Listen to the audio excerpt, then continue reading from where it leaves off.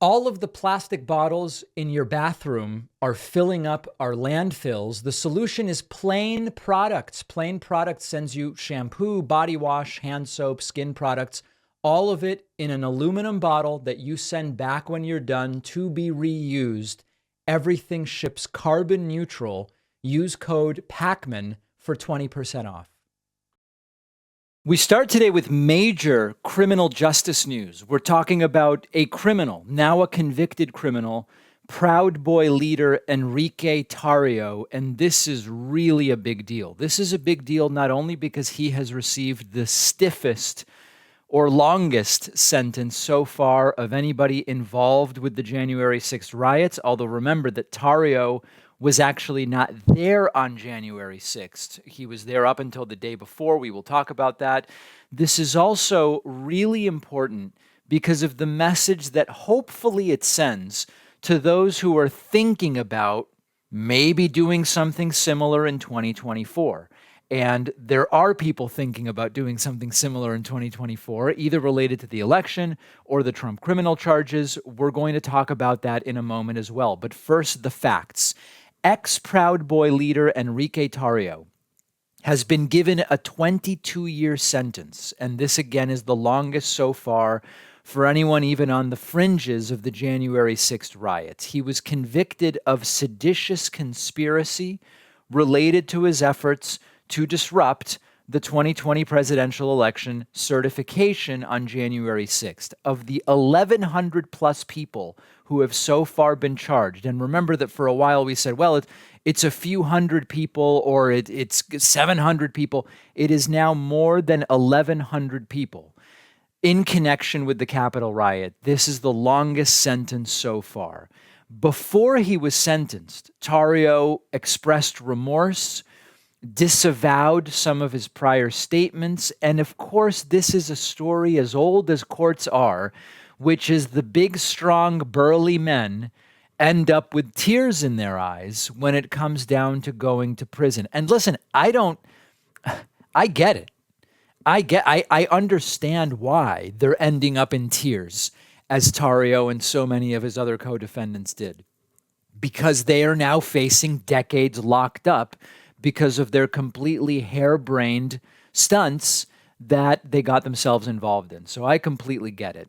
He is now going to, I guess he will, with good behavior, he'd still have to serve roughly 85% of that sentence. My understanding from the people I talked to and the research I did is that at most a 15% shortening or reduction of the sentence would be possible with good behavior. And so now we get to, what does this mean, big picture, about the rioters, about the future of this sort of behavior and involvement? I seriously hope that the biggest effect of this is that every single MAGA nut who's thinking, oh, I don't know, depending on what they do to Trump in his trials, or depending on whether they steal it from Trump again in 2024, maybe I'll do something like this. Maybe I'll show up here, maybe I'll show up there, break a window, push a police officer. Hopefully this makes them think twice. This is not about saying your political views are being criminalized, because that is, of course, not what is happening. The theme, since we saw many of us together, you, me, and another 1.3 million people on that insane day, January 6, 2021. We all watched together as these people showed up and tried to prevent democracy from functioning. Hopefully, they now are realizing this is not a good idea. It is not a good idea to do this. Going to the slammer for 22 years to own the libs or whatever doesn't make any sense. Now, there is a question of whether Tarrio now has people who are proud of him, because remember, he did, apparently out of fear, apparently to try to reduce his prison sentence, he did disavow a whole bunch of the stuff that he said. So do you still become a martyr? Do you still get lionized when you end up disavowing some of the things that you said, even when it is transparently just to try to get your sentence reduced? I saw this, someone said online, you're going to prison for number 45, meaning president number 45, Trump, and you'll be getting out around the year 2045. And again, with good behavior, it might be more like 2040 or 2041 or something like that. Are you still a big, strong guy if you cry and beg for mercy? And he had his mommy beg to the judge for him as well. Apparently his sister, he apparently has a fiance as well. I know a bunch of people wondering, how could you still have a fiance after what you did and now you're going to be away for 22 years? Apparently they all begged for mercy with tears in their eyes. It is good that people are being held accountable. And remember, I'm actually for law and order. I am sick and tired of the right wing.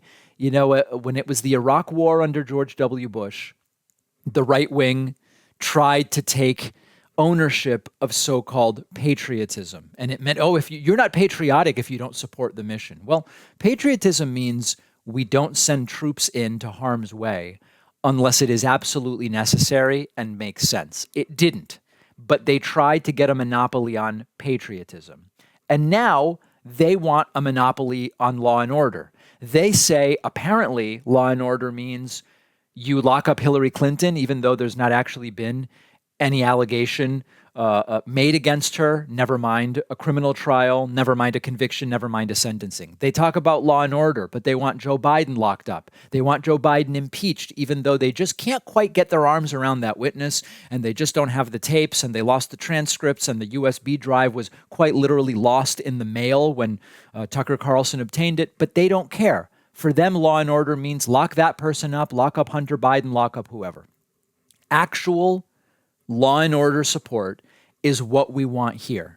I don't go around saying lock this one up and lock that one up. What I say is, if there is evidence of wrongdoing, bring it to a grand jury or convict depending on the or indict depending on the jurisdiction, and then give them due process. Enrique Tarrio got all of that.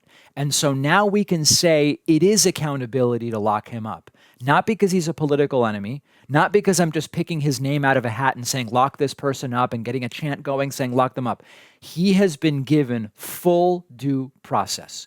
Now let's talk about the 2024 thing a little bit. Some of you over the last 24 hours sent me a Tim Pool tweet, I guess it is, or maybe now it's called a Zeet or an X. I don't know what it's called at this point. You know, the thing that used to be Twitter. And it said something along the lines of 2024 is going to be even worse, or even more extreme than what happened on January 6, 2021. As I have said since that day, I don't hope that they do another riot, even if it would see 5,000 of them prosecuted rather than 1,000. I don't want that to happen again because it's humiliating to the United States. It imperils our democracy, and it doesn't give us anything positive at all. And I know that there are those on the right who say, oh, David, you and your ilk, the people in your audience, people like you just want to lock up people for their political beliefs. Find me a shred of evidence that I want to lock people up for their political beliefs. It applies to Trump. Oh, they want to lock Trump up because he had an opinion about the election. That's not in a single indictment. You can say whatever you want, but when you incite an insurrection, break windows, attack police officers, get fake electors to try to say, oh, we're going to give our electoral votes to Trump instead of Biden, strong-arm public officials. These are things the rioters and Trump did in their respective parts. It is no longer about speech. And so my hope is there's nothing like this in 2024. If Trump is actually elected in 2024, I will not even suggest that anyone physically stand in the way of him being inaugurated as president. I'm going to do everything I can to prevent that from happening. But this is actual law and order. Don't let these right-wing nuts convince you they have a monopoly on it. They don't have a monopoly on law and order. They don't have a monopoly on free speech. Quite the opposite. They certainly don't have a monopoly on patriotism, much as they would want. Let's next talk about what's happening with the 14th Amendment. We've been talking for days now, really a couple of weeks, about the idea that criminal prosecution, criminal indictment, imprisonment aside, Donald Trump is already ineligible to be president of the United States again or hold any public office because he violated Section 3 of the 14th Amendment to the Constitution. Put simply, we went over it in more detail yesterday, but to put it simply, what that section of the 14th Amendment says is that if any elected official incites or inspires an insurrection or provides aid and comfort to those who are participating in an insurrection, they are disqualified from holding office in the future, unless there is a 2/3 vote in the House and a 2/3 vote in the Senate that says we are going to allow this person to hold office. We have been thinking about who ultimately is going to make this decision. Well, state attorneys general, certainly, if they want to make the determination, hey, in our state, Donald Trump is not going to be allowed on the ballot. We have a lawsuit in South Florida. We have New Hampshire looking at removing Donald Trump from the ballot. But we have been saying again and again, this may ultimately come down to the Supreme Court. This may be presented to the Supreme Court as a case they could take, as a matter they could take up multiple times.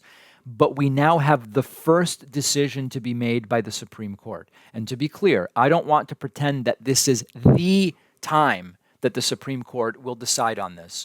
But the Supreme Court has now been given the opportunity to take up a case that will relate to exactly this.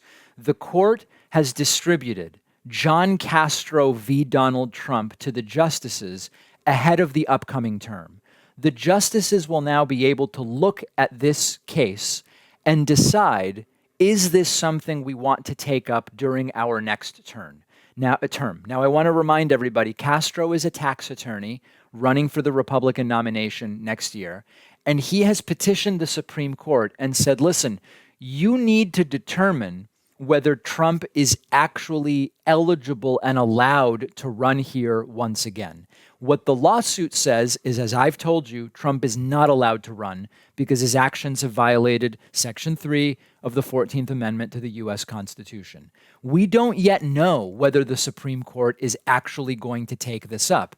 If they did, it would then be a question as to how they would find. But step one is simply, does the court want to hear this case? This is an emergency brief that has been filed. There are legal experts saying this is not the strongest case when it comes to disqualifying Donald Trump.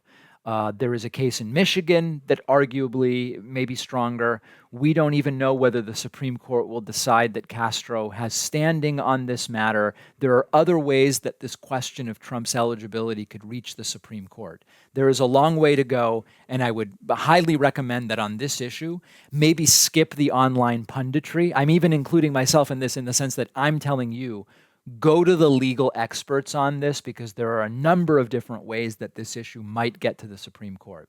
But the most important takeaway for you as a voter and for me as a voter here is again the reminder, we, and by that I mean I and many others on the left, started raising the alarm, raising the red flag, sounding the alarm in 2016 about you may not love Hillary.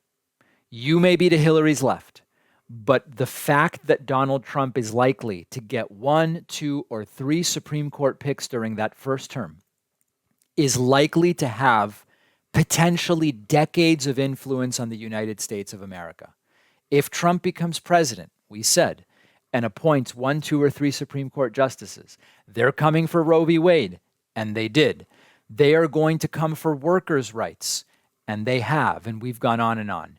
And too many people wrote to me and said, David, I'm on the left and Hillary disgusts me.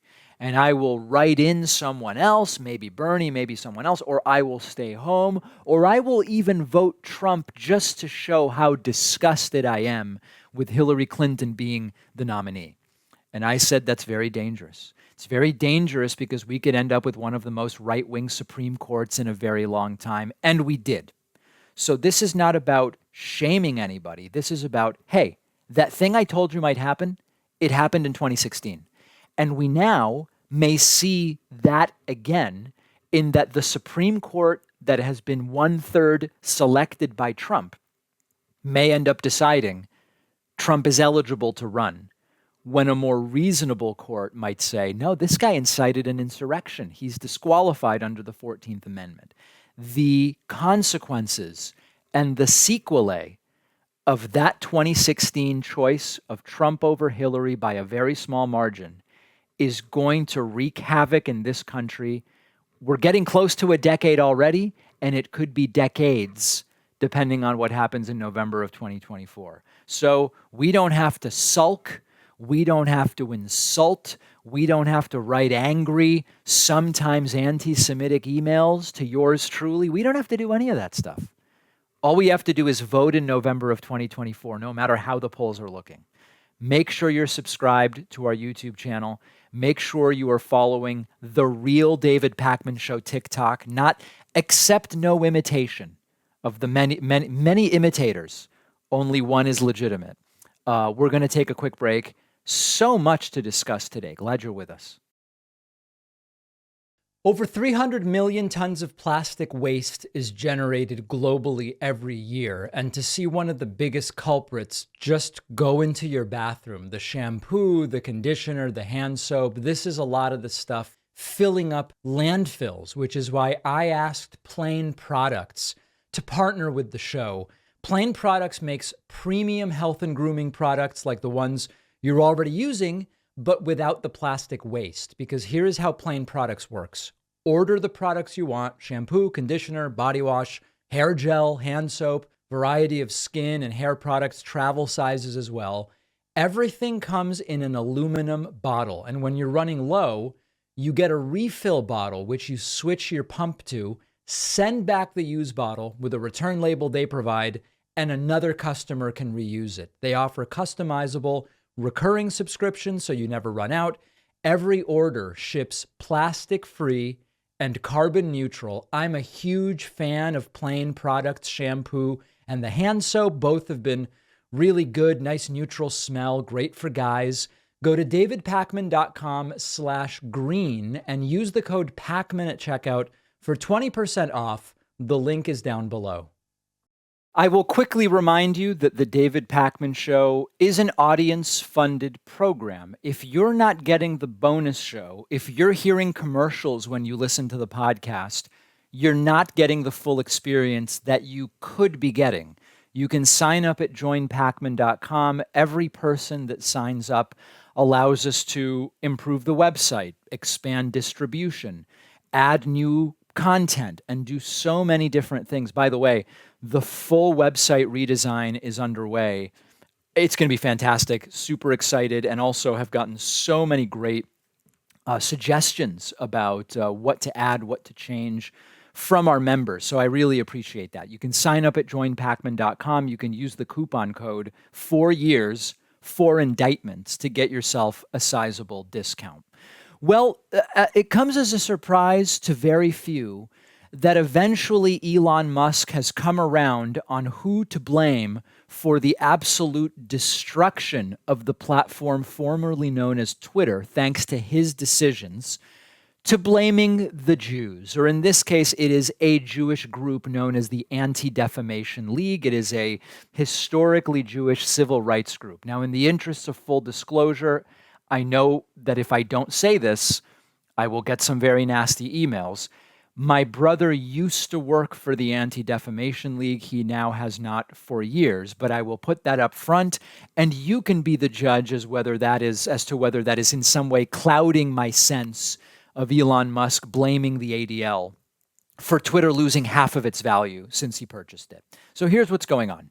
Elon Musk is now arguing that the Anti-Defamation League has defamed Twitter and Elon Musk as anti-Semitic and is falsely pointing to anti-Semitic content on the platform. This has scared off advertisers, and thus it is the Anti-Defamation League that is now responsible for roughly $20+ billion in value that Twitter has lost. This is really, really wacky stuff. Alex Jones has jumped in on this. Elon Musk is now regularly talking about it. And he says he is now considering suing the Anti-Defamation League for the destruction that they have brought to Twitter. The only problem with this, and I'm still calling it Twitter, it is now called X. The only problem with this is that it is not just the Anti-Defamation League that has found that since Elon Musk took over Twitter, and under his stewardship, under his campaign of unbanning and unblocking people, under his campaign of creating the For You feed, which is a sort of algorithmically curated feed, it all has been stuffed with extremism, up to and including endless examples of anti-Semitic content about Jews being the problem and so on and so forth. It is, I will say, almost welcomed on the platform, but certainly allowed. Now, concurrent with this, there are reports that Twitter has suffered a 60% decline in ad revenue. That is what we are seeing both from advertisers saying we've reduced our advertising by a significant portion, or we've ended it altogether. And the position that those on the Elon, I don't want to call it the left or the right, it's sort of a weird area that's been staked out, but those who are on board with what Elon Musk has been saying are arguing that it is through defamation from groups like the ADL that advertisers have been scared or coerced into leaving, and thus somebody's responsible for that decline. Why wouldn't it be the Anti-Defamation League? Now, in talking about all of this, Elon Musk insists that Twitter is not an anti-Semitic platform at all, that they don't welcome anti-Semitic content or whatever the case may be. The problem with that is that they do seem to, and there have been countless examples of this and of the, I hesitate to say platforming, but again, it's the signal boosting and even favored status on the For You feed of a lot of extremist right-wingers that many of whom are anti-Semitic, not all, some have other prejudicial predilections. So a couple different issues here. First and foremost, is it coherent to claim to be all about free speech and then to say the ADL owes us $20 billion because by talking about us, they have cost us 60% of our ad revenue? Well, I'm going to be fair on this. You can be a supporter of free speech, but still say that when there has been defamation, you should be entitled to legal recourse, that defamation by definition is not protected speech. And I would agree with that. The problem is that a valid defense to defamation is showing the truth of what you said. We've looked before, each state has slightly different legal definitions of what defamation is. There's usually a few components. One of the components is, did you say the thing and was it communicated to a third party? Another component is, did it damage the reputation of that individual or organization that you were talking about? And number three, did you do it with, usually it's malice or negligence towards the impact that it would have. A valid defense to a defamation claim for the ADL would simply be to show, here's how much anti-Semitic content was allowed on the platform before Elon Musk took over, and here's how much anti-Semitic content was allowed on the platform after Elon Musk took over. Quite simply, that would be a valid defense to defamation. You can put all the other elements aside and just proving the matter of what you said. This is why so many defamation suits don't go forward. I once sort of told the story of when I want to be careful, I still haven't told the full story.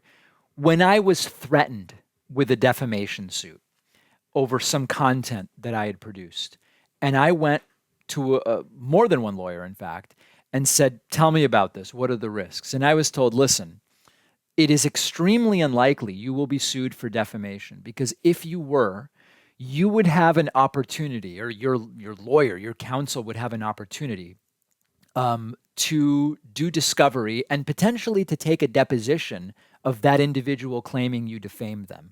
Because what you said is almost certainly true, or at minimum plausible and reasonable to believe, it's very unlikely that they are going to sue you because they don't want to be deposed. They don't want you to do discovery. But you might rack up $100,000 in legal fees before you get to the point at which you could request your legal fees be paid and the defamation case be dismissed. So you probably don't want to take that chance. This is an old story which I've told a number of different times. So it is not likely that such a defamation suit will actually go forward, but they say they are about personal responsibility, but they want to blame someone else. They say they are about free speech, but as soon as your speech is something they don't like, they claim defamation. And of course, it shouldn't come as a shock to any of us that you eventually get to, let's blame the Jews, or at least a Jewish group. The former Twitter is really going down in flames. It's actually shocking. If you had said 2 years ago, how could we destroy half the value of Twitter? It wouldn't be that obvious that you could easily do it. But Elon Musk has figured out a way to do it. I've talked to you about how some of the arguments made in the media, in the court of public opinion by Trump and his lawyers, aren't good legal arguments, and they will be thrown out in court if they try to make them. This is already happening, and this is so damn funny. Prosecutor Letitia James from New York is now demanding that Trump and his sons and his lawyers, their lawyers, be fined $10,000 each for repeatedly making losing arguments in her fraud case. Now, I want to remind you, this is not there are multiple cases going on. This is just one of them. And one of the things that is going on is that in court, Trump's lawyers, on the behalf of Trump and his sons, are making bogus arguments. These are non-legal arguments. This is the $250 million business fraud lawsuit. This is not the criminal trial. I know at this point it's hard to keep these straight. Over the last year, Letitia James is saying, most recently last week, lawyers for Trump have raised bogus arguments in fighting the case. This case is scheduled to start on October 2nd. One of the arguments that Trump's lawyers are making in court is this entire thing is a politically motivated witch hunt. As I told you before, that is not an argument that is going to fly if they try to make it in court. Another argument that Trump's lawyers have been making on their behalf is that Letitia James has no legal standing or capacity to sue him because his business frauds didn't actually harm the public, arguing that the entire thing is frivolous. And again, Letitia James is saying that is a bogus legal argument and is demanding that Trump and his sons be fined. Another argument that Trump made in public is, listen, we put this relates to Trump's valuing assets dramatically differently, depending on whether he's trying to collateralize a loan or reduce his property tax liability. When it's for property taxes, Trump would say, oh, this building's not worth very much at all. You should lower our property taxes. When it's, hey, I want a loan, here's a beautiful building for collateral, Trump would say the building is worth way more. This is one of the issues with this fraud case. The other aspect to this is that Trump says, hey, we had a little disclaimer on all of these valuations that said, the banks should really do their own due diligence and not rely on what we're telling them, which is not a legal defense to the allegations that are being made in the lawsuit. So this is a theme. And what I love about this is that something that a number of legal experts predicted was that if Donald Trump tries to go to court, particularly in the criminal trials, with some of the arguments that he's been making in the media, courts are not going to look at this kindly. And I'll give you some other examples. When it comes to the classified documents case, Trump in the media and some of Trump's defenders in the media have said, this isn't even a criminal issue. This is all governed by the Presidential Records Act. That is not a valid legal argument. And in fact, the Presidential Records Act stops governing Trump's actions and his ability to hold, declassify, or whatever documents once he is no longer president. And much of what Trump is charged with in that classified documents case are actions he allegedly undertook after he was president. If you go to court and they say, here are the criminal charges against you, do you have a defense? And you go, this is all governed by the Presidential Records Act. It is not a valid defense. It will not work. Another example that has been used in media that is not going to work as a legal argument is, listen, I won the election, they stole it, and now they're prosecuting me because I believed I won the election and I said so. And of course, if you go to court and they say, mount your defense, sir. And you go, well, they stole it. And now they're going after me because of what I said. And that's my First Amendment right. Judges and prosecutors would say, that's not in the indictment. Because you aren't being charged for what you said, you're being charged for what you did. Saying you're prosecuting me for my opinion is not a valid legal argument. This is very reassuring that we are immediately seeing attempts to go after Trump and his lawyers for making bogus legal arguments in this lawsuit, because it suggests that indeed, if he tries it in his criminal trials, it is going to get, you could say, laughed out of court. But it's probably not going to come with a smile behind it. It's probably going to come with sanctions of some kind. This is great news and very reassuring. And by the way, we are less than a month away from the start of that fraud lawsuit against Trump's business. Going to be super interesting. And that is totally separate from the 4 criminal trials. Incredible 6 months coming up, that's for sure. Don't forget that the best way to support the David Pakman Show is by becoming a member, which gives you access to the daily bonus show, the regular show with no commercials.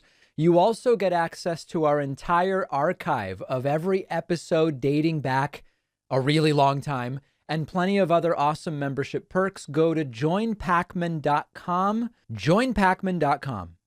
Here's an explosive and shocking story that you will see tonight on former Fox News propagandist Tucker Carlson's Twitter vlog, I guess is what it is. Tucker Carlson will be interviewing the man who had sex with Barack Obama and also observed Obama doing crack cocaine. If you're wondering why you didn't hear about this sooner and why this is news in 2023, it's because the guy that Tucker has decided to interview in an apparently desperate attempt to rescue his failing Twitter show after being fired from Fox News is a formerly convicted con man who has been arrested multiple times and whose claims have not been presented with even a shred of evidence. So here's the promo from Tucker Carlson. This will be airing. I don't even know what airing means. It will be posted to X as a zeet. Tucker will be zeeting this tonight. A man who had sex with Barack Obama in 1999. Let's take a look at the preview. You're just a guy who's in town for the night, and it sounds like you're looking to party. Yeah, pulled up in a bar outside, and there's this guy that's introduced to me as Barack Obama. I had given Barack $250 to pay for coke. I start putting a line on a CD tray to snort, and next thing I know, he's got a little pipe and he's smoking. So I just started rubbing my hand along his thigh to see where it was going, and it went the direction I had intended it to go. Even though you had sex with him twice, you did cocaine with him, watched him smoke crack twice, you had no idea who he was. I had no idea who he was. Let me just ask the obvious question. What was Obama like on crack? Is it your sense that that's who Obama is, just transactional, or that he's bisexual, or like, what is this? It definitely wasn't Barack's first time, and I would almost be willing to bet you it wasn't his last. The guy's running for president, and credible information comes out that he's smoking crack and having sex with dudes. That seems like a story. Well, it would be a story if the media really cared about telling people the truth. All right. So, you know, when Tucker got fired from Fox News, there were many of us who said, whatever program Tucker reconstitutes on whatever platform he reconstitutes it, I don't know how many people are really going to watch it. I don't really know what the caliber of the production is going to be, but it is certainly going to be a different thing in order to stay relevant, in order to generate clicks or whatever the case may be. And now he's interviewing Larry Sinclair about his explosive 24-year-old claims of having had sex with Barack Obama. So let's discuss a few different elements, the overtly homophobic nature of this as an attack, right? Because at the end of the day, if Obama were gay, it would just be like, oh, okay, how did he do as president for us normal, non-homophobic people? But for, Tucker's universe, it's like, oh my God, he's a gay man? Well, this changes everything. Now, of course, the claims are without any evidence, and we'll get to that. We'll also get to the guy making the claim. But first, let's just talk about Tucker's palpable desperation here. The palpable desperation of a guy who not that long ago was one of the most influential, and I don't want to use the term respected because so many of us didn't respect him, but he was revered by the political right, talked about as a possible presidential candidate even. And he has so quickly been reduced now to interviewing Larry Sinclair on Twitter about 2.5 decades old claims about Barack Obama. Now, let's get to the claims. These are not new claims. It's not true that nobody looked into it. It is true that the story of Larry Sinclair having sex with Obama and seeing him do crack cocaine did not exactly make the mainstream because there is no evidence whatsoever that it is true. It's not reasonable. Imagine if I said, hey, you know what? I've been claiming for so long that, Marjorie Taylor Greene is an alien from, the from the Alpha Centauri system or something like that. And then I go, listen, I've been claiming this for years and nobody pays any attention to it. The mainstream media aren't doing their job. Well, the mainstream media have a responsibility not to irresponsibly cover stuff for which there is no evidence. And that's what's been going on with Larry Sinclair's claims. Now, there's a real question. Is Tucker being scammed or is Tucker doing the scamming? Does Tucker believe Larry Sinclair? It's sort of hard to believe because although Tucker seems to have no moral compass, it seems that he's at least intelligent enough to realize that these are claims being made completely without evidence. So then we get to, is Tucker scamming or grifting his audience out of desperation because his Twitter show is failing? That seems more likely. Now, for those who say, David, Tucker's Twitter show is not failing, he got 300 million views of his interview with Trump. Just think logically for a second. Some of the music videos for the most popular songs in the world don't get 300 million actual views on YouTube. What's happening on Twitter is that they completely changed what it means for something to be viewed.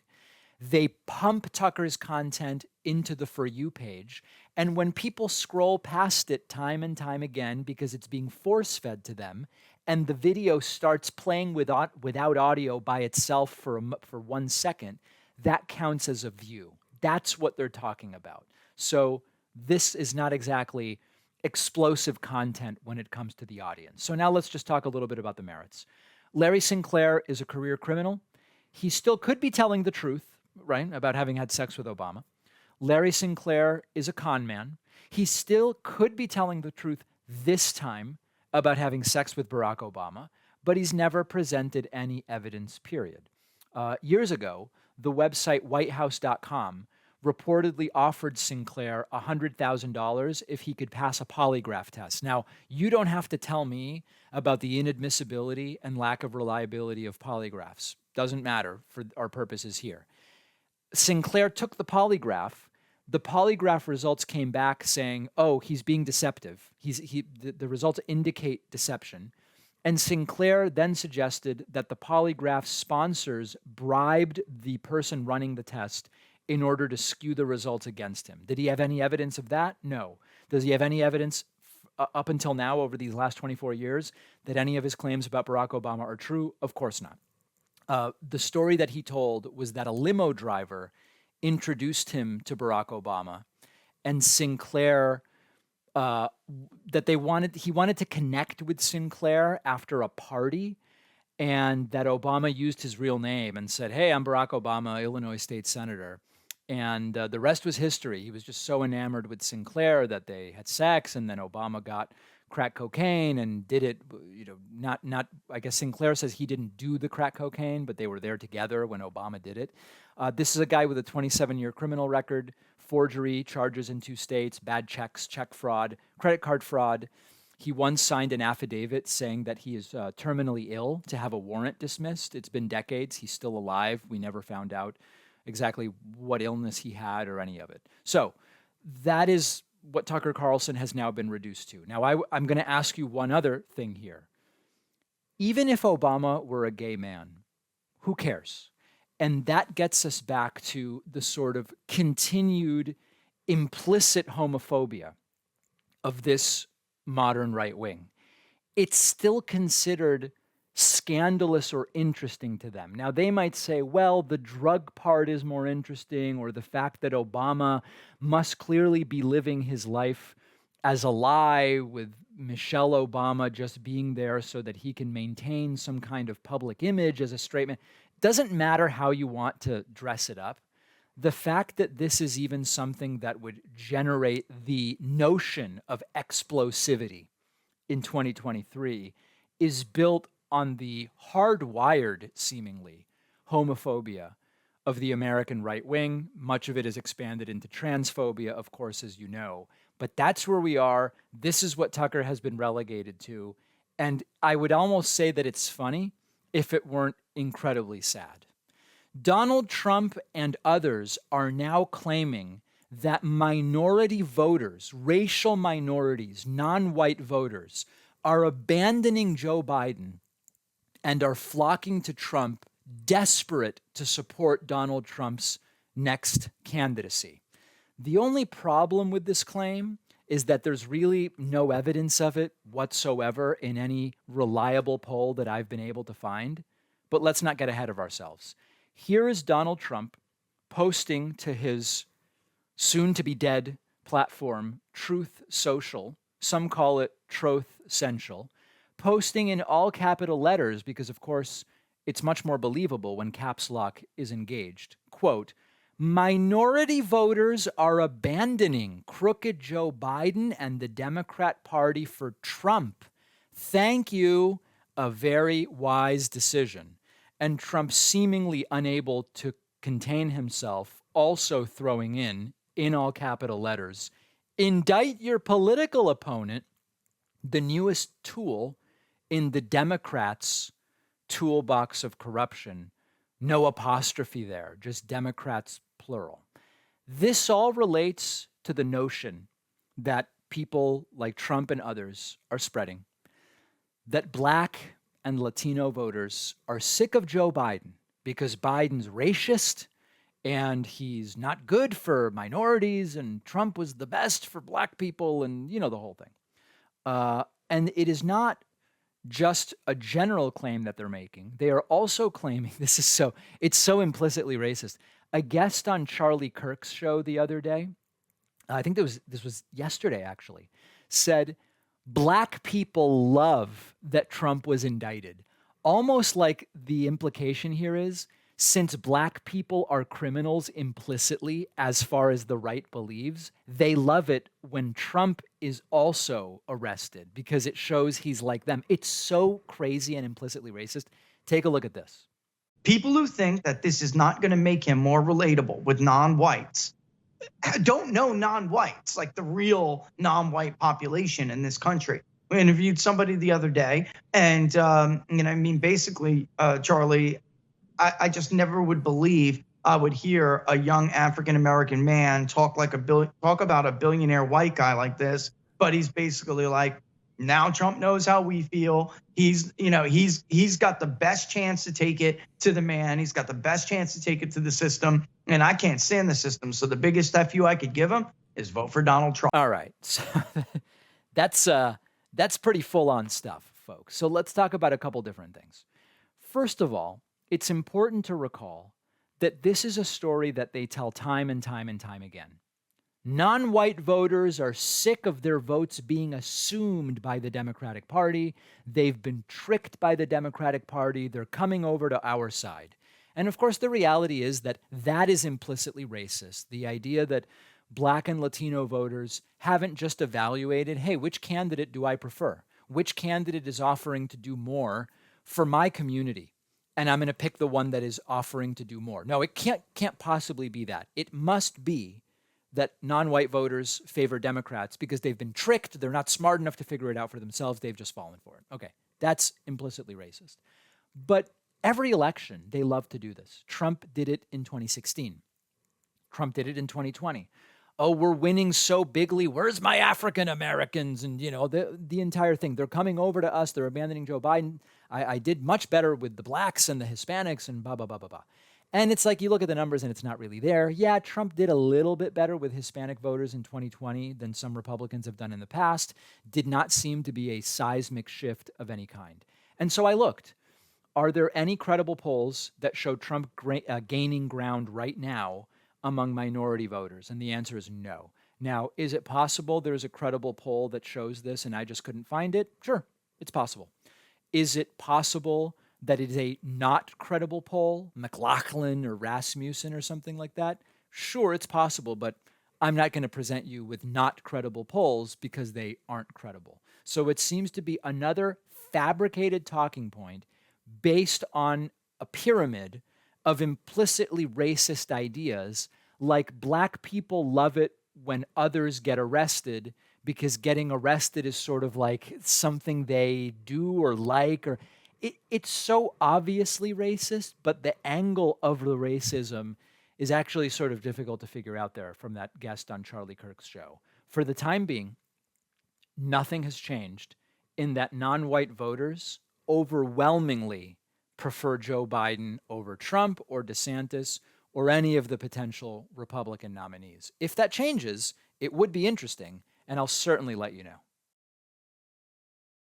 If you value what we do at The David Pakman Show, remember to support us on Patreon. Go to patreon.com/David Pakman Show, where you can get access to behind-the-scenes videos, the Daily Bonus Show, the commercial-free Daily Show, as well as special discounts on merch, including hats, hoodies, mugs, and t-shirts. You can support the show for as little as $2 a month.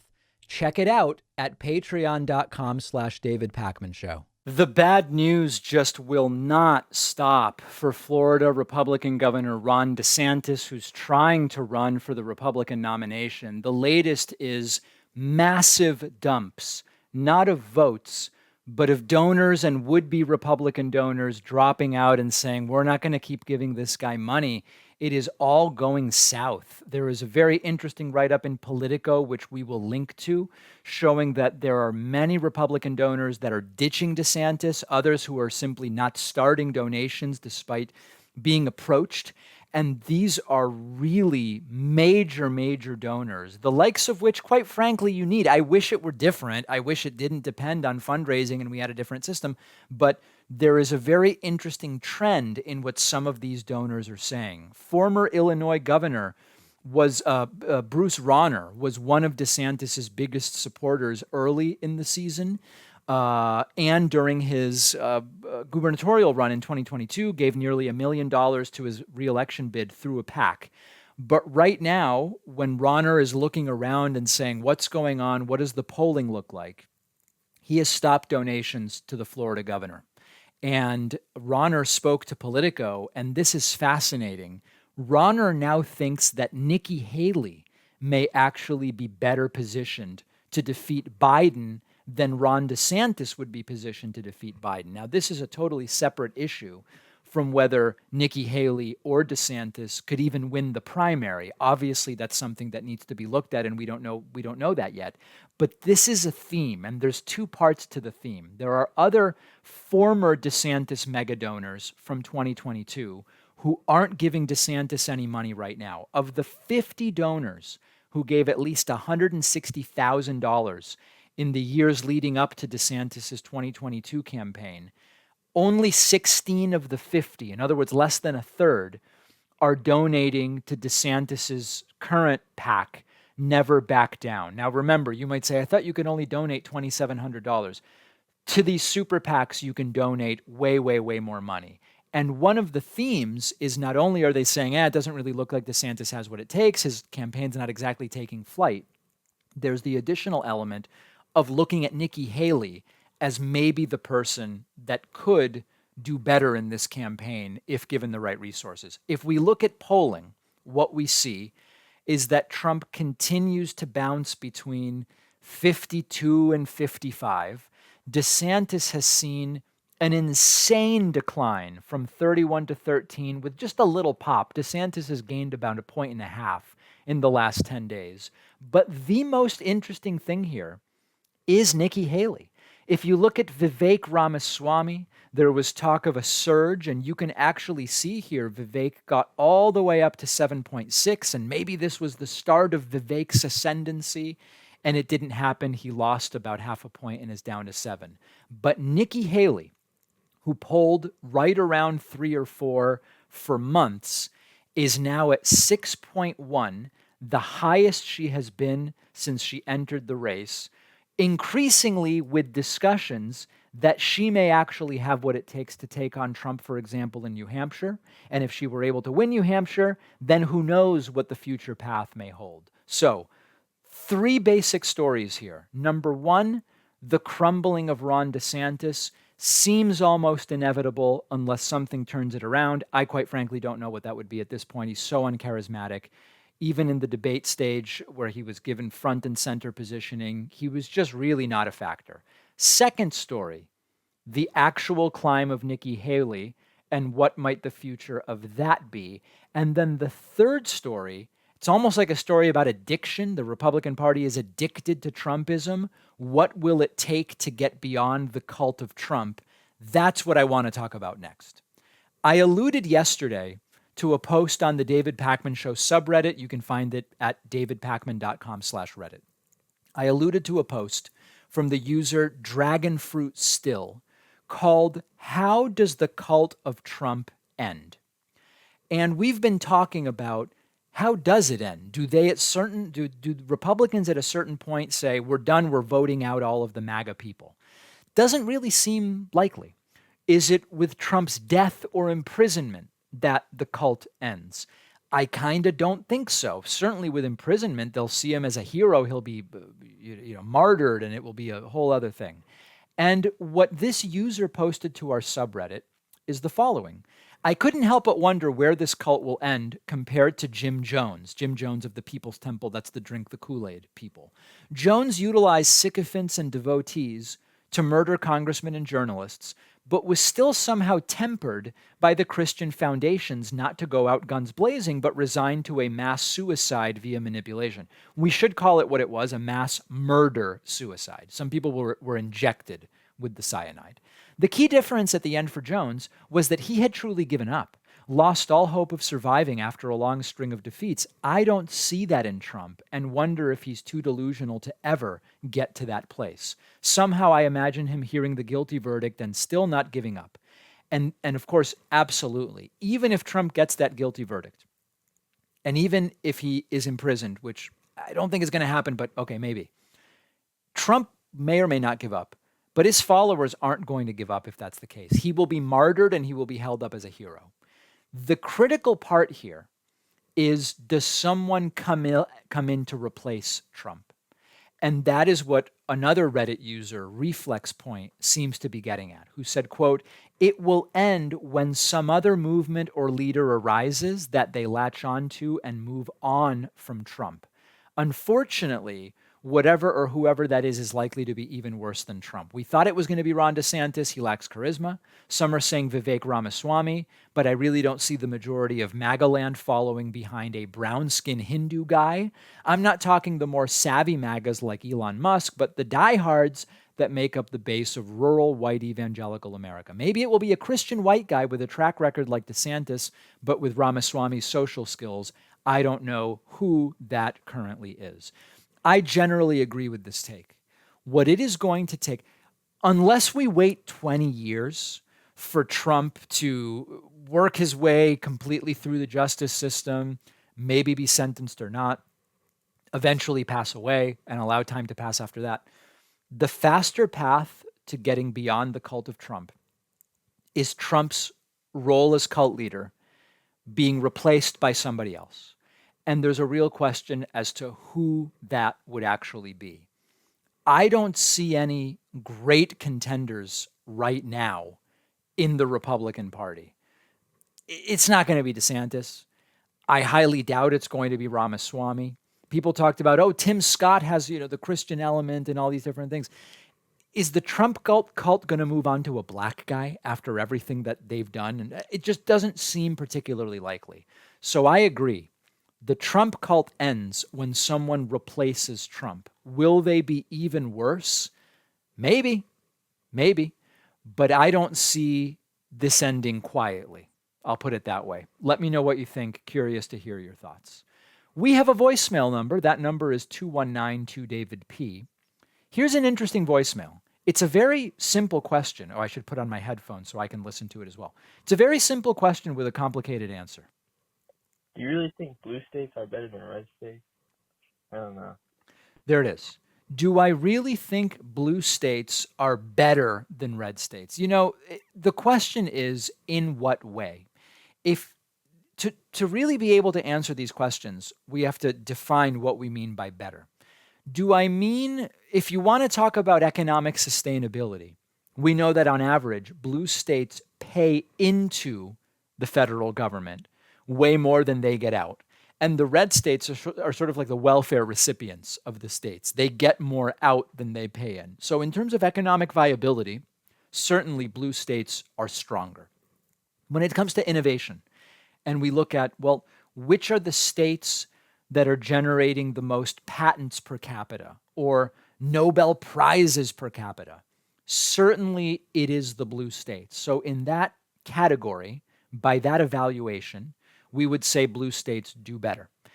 If you want to rank states by education, on average, blue states have better education, better educational outcomes, more people going to college, better achievement on test scores, etc. If you want to talk about access to and quality of healthcare, on average, yes, blue states do better. So if you look at average salaries, higher in blue states, higher cost of living, certainly, but higher salaries. Are there metrics that red states might do better on average?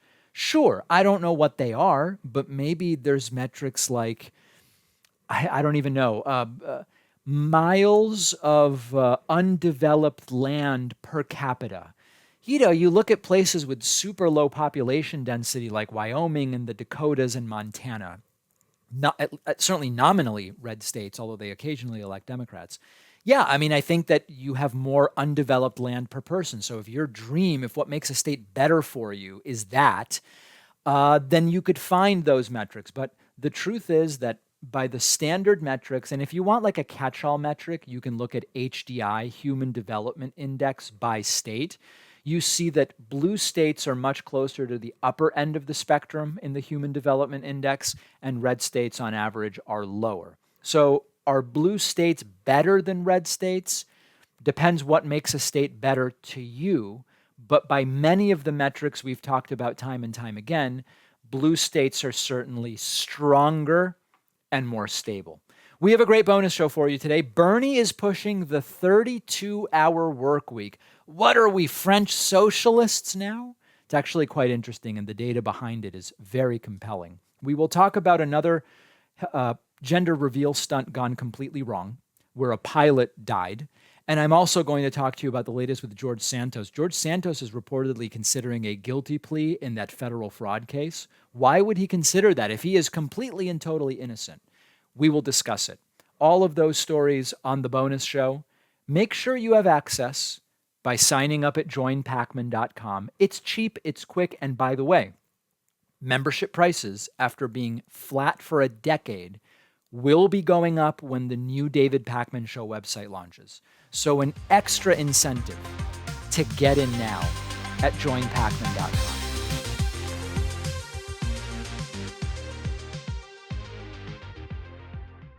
Thanks a lot for watching today's show. I just want to take a second to tell you about today's sponsors. All of the plastic bottles in your bathroom are filling up our landfills. The solution is Plain Products. Plain Products sends you shampoo, body wash, hand soap, skin products, all of it in an aluminum bottle that you send back when you're done to be reused. Everything ships carbon neutral. Use code PACMAN for 20% off.